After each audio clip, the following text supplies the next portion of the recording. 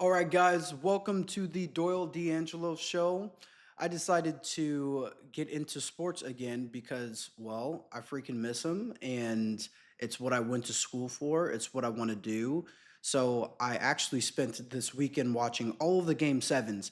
Now, two of them were okay. One of them was really legendary, the 76ers and the Celtics game. So that's the one that we're going to start with. And then we'll kind of go in order all the way to Sunday, which was the Raptors and the Cavaliers.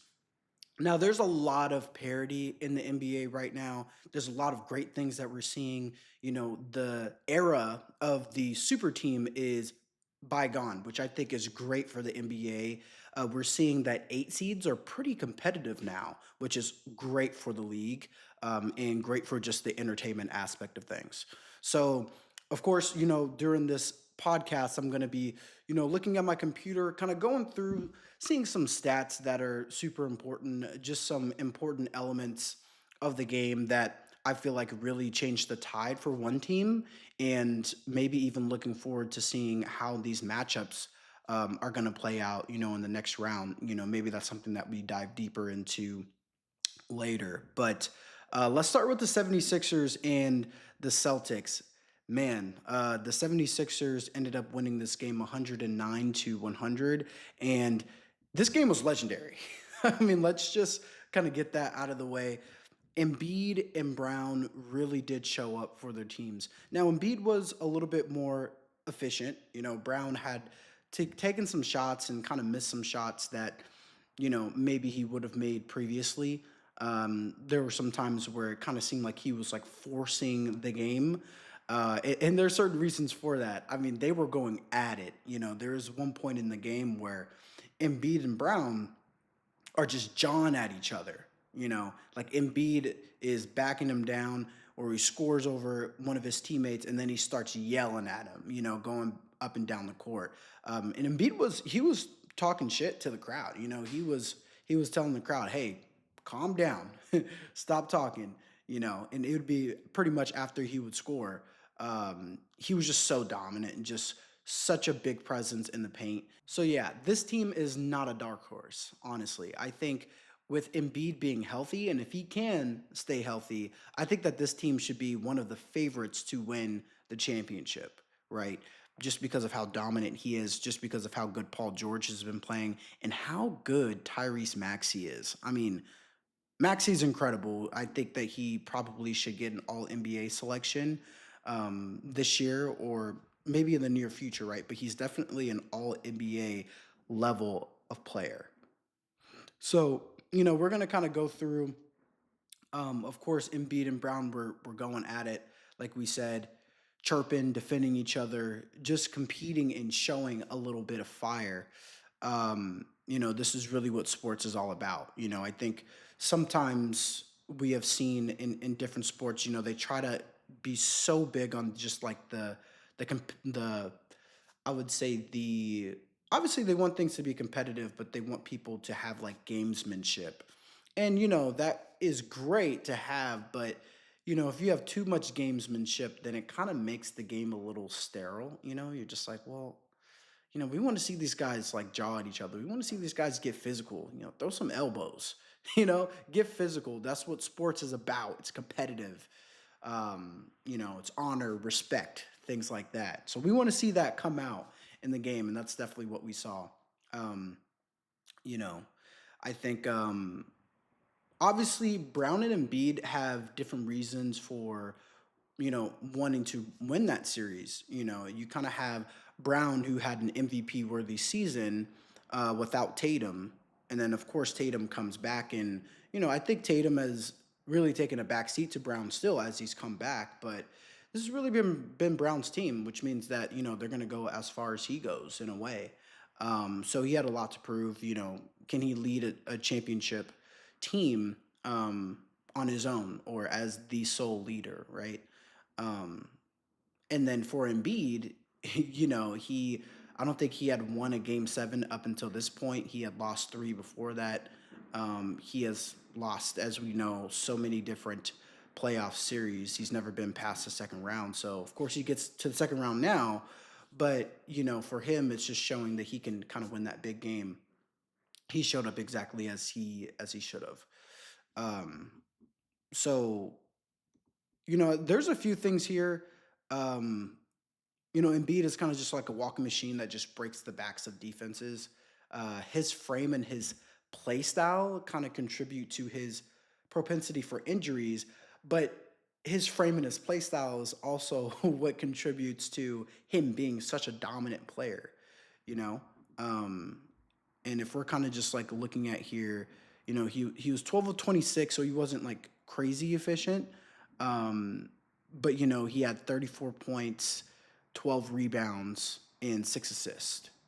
Right. So I mean, he's just, even when he's not super efficient, he's just a problem on so many different facets of the game. Um, I think Paul George had some timely shots tonight, on Friday too, or on Saturday, sorry, I should say. Um, Paul George, he was 5 of 10, so he shot 50% from the field, and he had 13 points, but it seemed like his shots were very timely, and they're really difficult shots, right? So Paul George, I feel like he's sort of now in this situation, kind of like Harden with the Cavs, but just kind of like a lesser role where he just knows he doesn't have to take over a game. He doesn't have to be the sole scorer. He doesn't have to do everything. And you're starting to see that show up in Paul George's defense. He's actually getting down and really buckling up those chin straps and actually stopping people again, which I think it takes a while, especially if you have like injury issues or injury history. So, Paul George is definitely someone that they're going to need to rely on for this next series, against the Knicks tonight. Um, Tyrese Maxey. I mean, guys, come on. Tyrese Maxey, he finished 11 of 18, so he shot 61% from the field. He ended up having 30 points, okay, and then he had 11 rebounds and 7 assists. I mean, it just really doesn't get better than that. He Tyrese Maxey was so good at getting in the lane and into the paint, and he was doing that so many times that a few moments after he would score, or a few plays after he would score, he would get into the paint again, kick it out, dish wide open three for one of his teammates, right? And that's kind of the power of having someone who can slash that way. Kind of like a Russell Westbrook, right? He's so fast, he's so gifted at getting to the bucket that when he does get there, he can freeze a defense and then get the ball out for a better shot. So you were saying that happened quite a bit. I think also too, Maxi was just hitting timely shots. He's really good from the mid range. He's really good from beyond. I mean, he can really give it to you in any way that you want it. He's really that kind of guy. Um, and on top of that, he took over the game in the clutch. Where the game was a little close. We didn't really know how healthy Embiid was because he had went out a couple times during the game, and he just shot after shot, just killed the Celtics. And you could tell that Jalen Brown was trying to match him. He was trying to make those big shots, but he just couldn't. And I think that was kind of the difference in the game. Um, but yeah, man, so fast, so twitchy, refined ball handler who can just shoot the three in the mid range. He has a complete game, and I think he's definitely taken a major step for this team, which has been huge. And then lastly, VJ Edgecom. People don't talk about Edgecom enough. This guy, obviously, as the former number 3 pick, he's been a foundational third option for this team. I put him over Paul George for sure. I think that he's in a perfect situation to breed himself and become maybe one of the better players in the NBA over time because he's a true basketball player with a lot of upside for Philly. When you kind of combine Edgecom, Paul George, Maxi, and Embiid healthy, you know, I, this team is really good, man. They can score from so many different ways. I think the Knicks are going to have some trouble. So I wouldn't be surprised if they make a run, especially if Maxi and Embiid stay healthy. Um, they're definitely a team to keep an eye on for this postseason. So yeah, and then the Celtics, Jaylen Brown scored 33 points and made a lot of timely buckets, but he sort of faltered at the end and put a number of bad shots up that kind of hindered the rhythm of the offense. And this wasn't just in the end. This was kind of throughout the game. Like he would make a couple shots, or maybe the offense would make a couple shots, and then he kind of put up like, I don't know, kind of like these like prove it shots. Especially when Embiid was jawing at him. It was like, oh, okay, I need to go and I need to match Embiid. I need to be the guy. And I think that's where some players get into trouble, where they're jawing at each other, or maybe there's a narrative in the back of one's mind, and you can tell that they're kind of playing to prove a point, or they're playing to prove the other guy wrong. Whereas, in that instance, hey man, just make the best play for your team. And I think Jalen Brown, he might have gotten caught up in the muck a little bit with Embiid. Now, granted, if you're making those shots, then it's just like it's great TV because that's what Embiid was doing. But Brown, not so much. He still had a great game. He just wasn't as efficient. If we're kind of looking at here, he was 12 of 27. So, 33 on 27 shots, you know, um, and it says he was a minus 16. So, that's something that you have to factor in when you're kind of looking at this stuff. But man, Derek White. Derek White is like the perfect championship player. I mean, he's like, if you're talking about like perfect role players, Derek White has to be like top five because he has great defense. Okay, he is everywhere on the boards. He's getting steals, he's getting blocks, like he's defending your best player. And he can get really hot from three. And when he does, he is really hard to stop. You know, he scored 26 points in this game, and you know, once again, just his ability to take over games and to play defense like he does, a perfect 3 and D guy. Um, and the rest of the guys were okay. I don't think any of the guys on the Celtics were, besides White and Brown, were good enough to help edge out the Sixers. Um, I think the Celtics had a good game plan, and you could tell that part of the game it wasn't working. They got really good shots. It wasn't like Missoula coached them up like poorly. They had a good scheme going. They had wide open shots. They just weren't hitting them. They even had like really good pick and roll action. It just wasn't happening. So, um, I think that their inconsistency, kind of came to bite them. But I don't think that this was like a live by the sword, die by the sword type of situation. Just because they just didn't execute on the level that they should have. So, but yeah, that's really that game. It was amazing. Best game of the weekend, and I think that kind of looking forward, the Celtics definitely have some things to look at. I think once Jason Tatum gets healthy for next year, I mean they're going to be right back in it. But I think that they need a big. Um, because Embiid was definitely exposing them. He was just dominating them the entire time. So I think that they need to draft a big or get a big in free agency who can sort of match, what like an Embiid can do. Now that's not possible, but just like someone who can defend him, someone who can score a little bit more than their bigs can. And so they got some work to do in that department. But with the Celtics front office, we kind of know that they'll get it figured out for sure. Um, so yeah, next matchup, 76ers and the Knicks. It's gonna be popcorn tonight, so exciting to watch. Um, so let's get to the next game, which was the Pistons and the Magic. This was an interesting game just because you kind of get the sense that the Magic really, I mean, they just don't have enough. And it's really sad to see because Paulo Banchero is like phenomenal.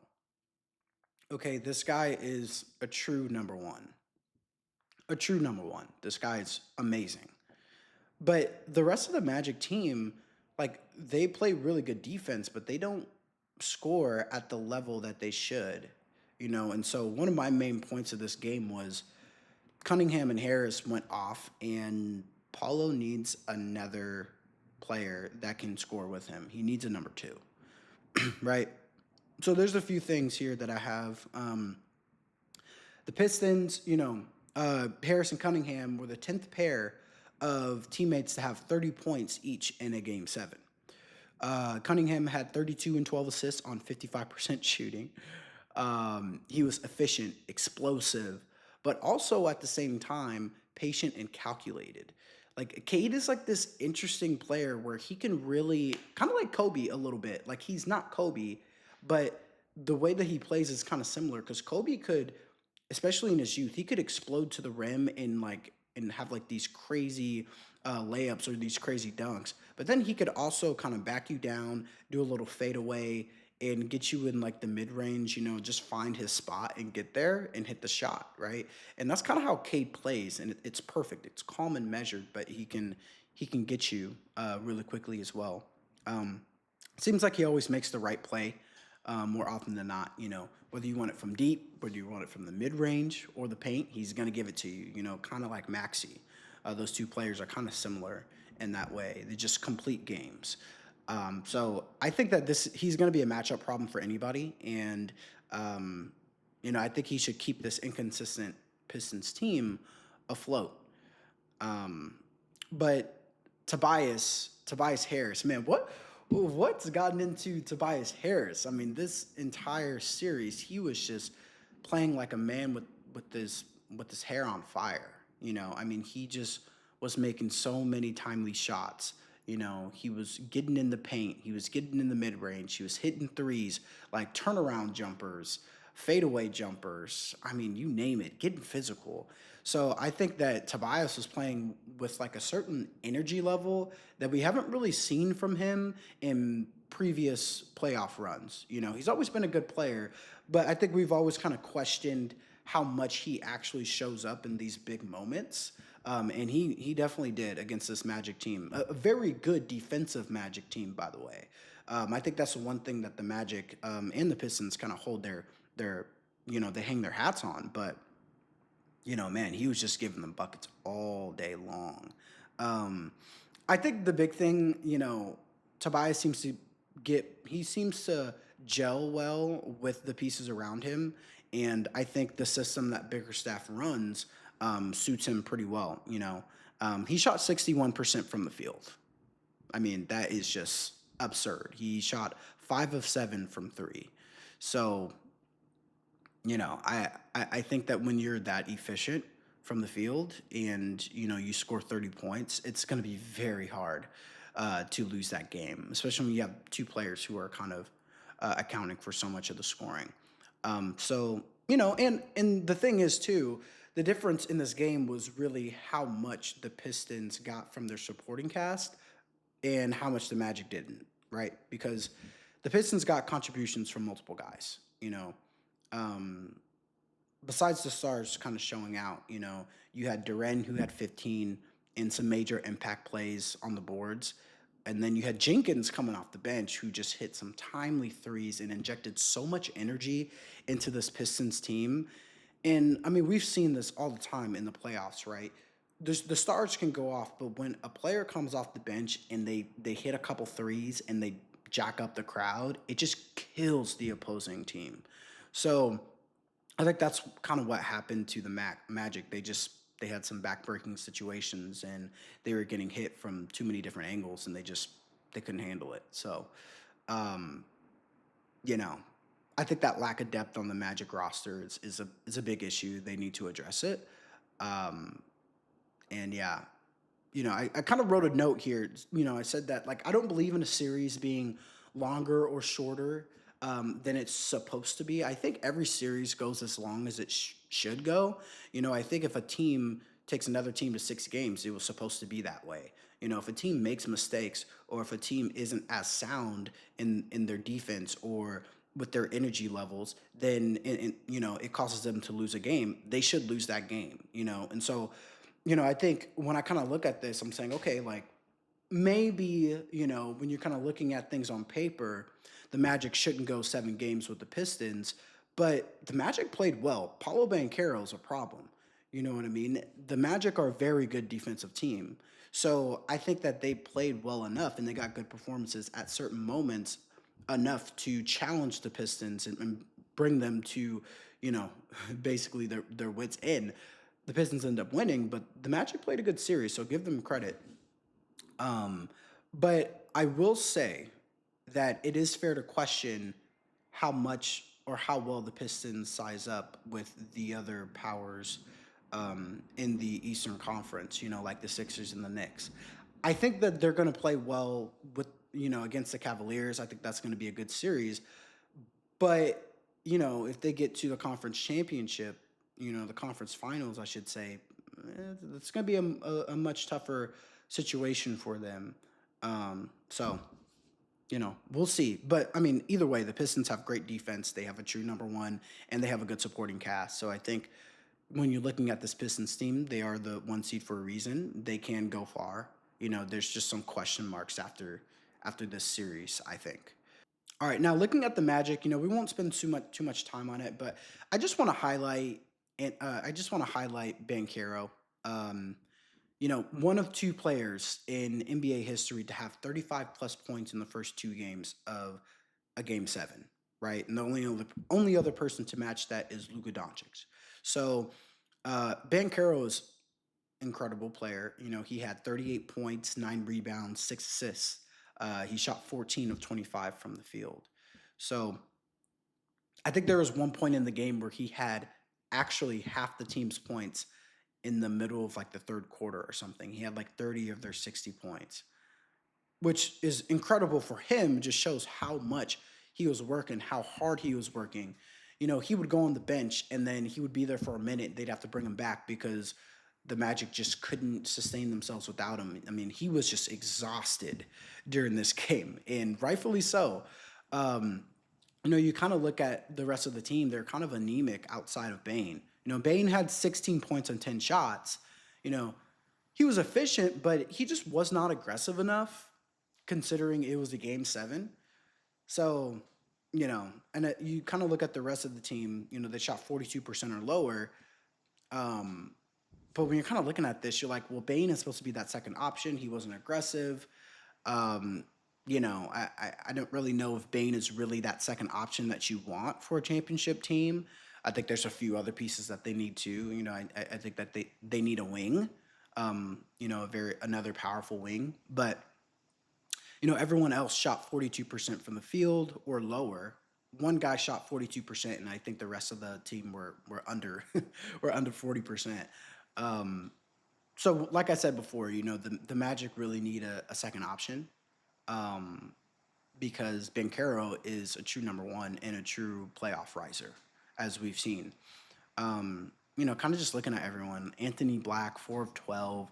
Jalen Suggs, 2 of 9. I mean, Carter was 3 of 7, but he was a minus 27. So, you just can't really win like that. Um, I think too, if you're kind of looking at the Magic, game six and game seven, um, there were moments where like the team just didn't really have the juice and they didn't really seem to respond to the ebbs and flows within like an NBA playoff game because that's how it goes. One team makes a run, another team makes a run, and you have to survive the chaotic nature of these games. But typically if a team is up in a game and then they collapse and then they just can't recover, for me, like I'm like, is that coaching? And then like in this game, and granted, like they both happen in the second half. They have really good first halves, the Magic, and then the second half, like it's just like they crumble. And like the same thing happened in this game, in this game seven. And you kind of look at Jamal Mosley and you're like, what is your game plan coming out of halftime? Like, are you like what is it? Like, what's happening? Because this team just looks totally pedestrian when they come out after the break. So maybe it's a little bit of not having enough talent. That could be fair. Maybe it's a little bit of coaching. So I think that the Magic have some questions in the offseason. Do they want to keep Jamal Mosley around? Is he the coach for the Magic? And then they definitely need to draft a few players or pick up some scoring options in free agency because their defense is great, but you know they need some more scoring. So That's that. But we'll move on. We have also the last game of the weekend yesterday, which is the Raptors and the Cavaliers. Um, the Cavaliers ended up winning this game. They ended up taking it over in the second half. And the final score was 116 to 102. Now, we'll start with the Raptors. Man, I think it's good to start with the Raptors because the Raptors were so good in this first half. They, I mean, they came out with so much energy, so much swarming defense. I mean, it seemed like, I think Tarico kept saying it just feels like there's like an extra jersey on the court because that's how I felt. They were everywhere. They were double teaming at the right time. They were playing perfect zone defense. They were getting to the they're getting to the ball handler with like excellent speed. They were closing gaps, closing lanes perfectly. I mean, it was just a perfectly well executed game plan by Darko, their head coach. And so they were also making shots too. They were hitting their threes. They were getting in the paint. They were just playing phenomenal, and they were really pushing the tempo. And you could tell that the Cavaliers weren't really ready for that level of energy. They weren't ready to push that tempo. Sometimes the Cavaliers, especially with Harden, they kind of get into like that ISO game, and it seemed like they're kind of just finding their rhythm. So the energy of the Raptors mixed with how the Cavaliers kind of came and started the game, you kind of got the sense like, oh crap, like the Raptors are ready, but the Cavaliers just kind of hung in there. By half, it was tied. So I think some major things that we saw in the first half, them pushing the tempo, playing swarming defense. Shed kind of led the way with his energy, passing the ball or like kind of getting into the paint. He was creating for himself and for his teammates. He was kind of the leader of this team in the first half. Um, and, I think Scotty Barnes kind of fed off of that energy. He started the game hot. He was hitting a lot of great shots in the mid range. Barnes is going to be a really good player. I mean, he already is, but he could end up being one of the better players in the NBA in the near future. And you could definitely see that on display in the first half. Really punched the Cavs in the mouth. But once again, like I said, the Cavs kind of just hung around. You kind of got the sense that like the Raptors were not in a great situation when the game went into halftime at 49, knotted at 49, just because of how bad the Cavaliers played. Um, and so when you kind of got into the third quarter, Scotty Barnes got into foul trouble, and then that's when the Avalanche just came at them, right? You could tell that the Raptors really struggled to generate enough spacing on the court to really get good shots. There wasn't anyone that the Cavaliers deemed as like a major threat, and it just tightened the offense, and they went from being the team that was pushing the tempo to the team that was having the tempo pushed against them, right? And they just didn't really have an answer for it. They started to get dominated on the boards by Jared Allen, which we'll get to because he had an amazing game. But there weren't enough threats on the court, and that allowed Cleveland to clamp down on the likes of Shed and RJ Barrett. And RJ Barrett, he's kind of like one of those players. I mean, New York fans, they know he's so irritating sometimes because he can be a great player at times. Obviously, he hits the big shot in game 6, but then he just disappears and he takes bad shots and he just like doesn't play in the rhythm of the offense. So I don't think RJ Barrett's that type of player that once again, I don't think that you can like win a championship with him. You can win some regular season games, but he's not going to be the guy who's going to help you get to the promised land. He's just not consistent enough. He had 23 points, some good defensive moments, but he was 9 of 25. Um, so, I think maybe this team might have benefited from having Ingram in the lineup, but it's kind of hard to tell because Ingram is another one of those players. He's kind of like RJ Barrett, where he's just inconsistent. Very talented, has a lot of capability, but just doesn't get it done. So, and then, kind of looking at the Cavaliers, we'll kind of close it out here. Um, Man, Donovan Mitchell and Jarrett Allen were phenomenal. They just took over in the third quarter, and that third quarter basically ended the game. Um, as we mentioned before, Barnes got into foul trouble, which sort of coincided with the explosion that the Cavaliers had. We're kind of just looking here. Allen had 22 points. He had 22 points, 19 rebounds, 3 blocks, and 2 steals.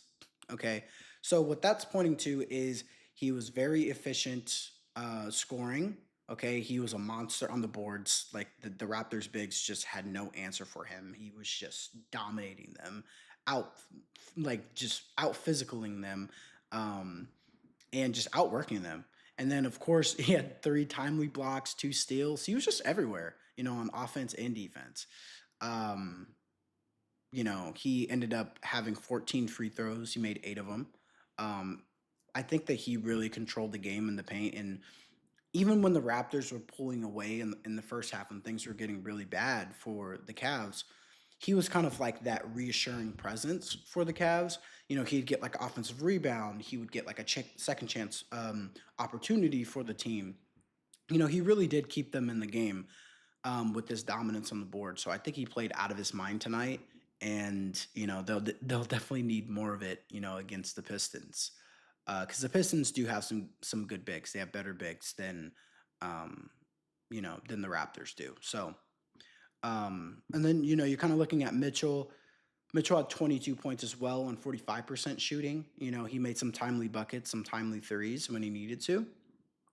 So I think it was a well-rounded team win. 22 from two of their stars, but also 18 from Harden. Now Harden was kind of like the one guy who was inefficient. He got to the line. No one's surprised by that. He always gets to the line. But you had a few timely buckets from Merrill, who Merrill has such a quick stroke. This guy is like, when you watch Merrill shoot, it kind of looks like Steph Curry sometimes. It's not like the same continuous one shot, but man, he gets the ball up and he gets it out quick. Merrill is going to be huge for them because he's a dangerous shooter. That's for sure. Um, so yeah, you had 13 from Mobley, you had 12 from Struess. Who Let's just talk about Struess for a moment. I mean, this guy really showed us why he was an integral part of that Miami Heat run from a couple years ago. Like this guy was everywhere, man. He was pushing the ball down the court. He was making some timely steals. He drew like 3 offensive fouls in the first half. He was, getting steals, getting some blocks. He was kind of just like that energy guy.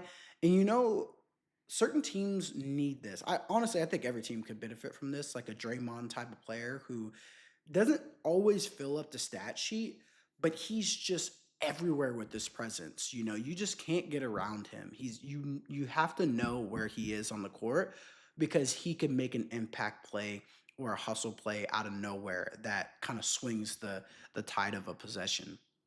So, um, I think he was applying pressure, and that kind of opened up things for the rest of his teammates. And kind of just looking here, he was a plus 20. He was a plus 20. So, guys like that, you definitely need them to really get in the game and kind of just like make the game a little chaotic, make the game a little bit harder for the opposing team. Maybe not with how much points they're scoring, but just how present they are in all facets of the game, right? So you kind of need those utility guys. Um, so yeah, I think the story of this game is that the Cavaliers gave the Raptors a dose of their own medicine. Um, like I said in the first half, the Raptors were the ones who were pushing the pace. They were the ones who playing the smothering defense. They were the ones who were on the boards getting second chance points, right? Just kind of overwhelming the Cavaliers. And then in the second half, the Raptors were the ones who were being overwhelmed. The Cavaliers were the ones who were pushing the pace. They were the ones who were playing the swarming defense. And I think part of that was because Barnes was out. I think part of that was the second half adjustments that were made by the Cavaliers, and they became more aggressive and they started to move the ball more. They got out of that ISO basketball and went into more of kind of like that Spurs like type of offense. So Yeah, I think this the Cavaliers and the Pistons series is going to be interesting. I'm not sure. I mean, I'd probably, I think I'm going to favor the Pistons just because I believe in Cade Cunningham more than anyone else on the court, and he can flat out just take over a game. Um, and the Cavaliers they're just so inconsistent, right? You just every year we kind of see them make it past the first round. They're always like one of those teams where you're like, well, can they do it? They just never do, and I don't know. I just don't really see it against the Pistons. So, um, yeah, I think that's really it. But it was an interesting weekend. I wish we could have gotten some closer games. Since we had three game sevens, but hey, you're just you're kind of picking at breadcrumbs here when you're trying to find things to complain about. We had three game sevens in one weekend. That's not normal for the NBA. Like I said in the beginning, there's a lot of parity right now. It's great for the league. It's great for business. It's great for the fan bases. I think that there's more to be excited about. I think every game can provide something amazing, especially now that we're into the semifinals. So, um, yeah, that'll wrap it up for this analysis of the game sevens, game seven galore. I'll definitely be coming back with more analysis on these games. I'm going to try to be consistent, watching them and then providing my feedback and just like my takes on it. So if you like to come to a place where you hear very unfiltered takes, you hear in-depth takes, not just, being loud or saying the same things over and over, trying to make narratives about players and teams, you definitely come to the right place. This is going to be a spot where you get actual analysis of the games and the stats and what they kind of show us. And of course, we'll get into the overarching storylines as well, as needed. So thanks for watching, and we'll see you next time.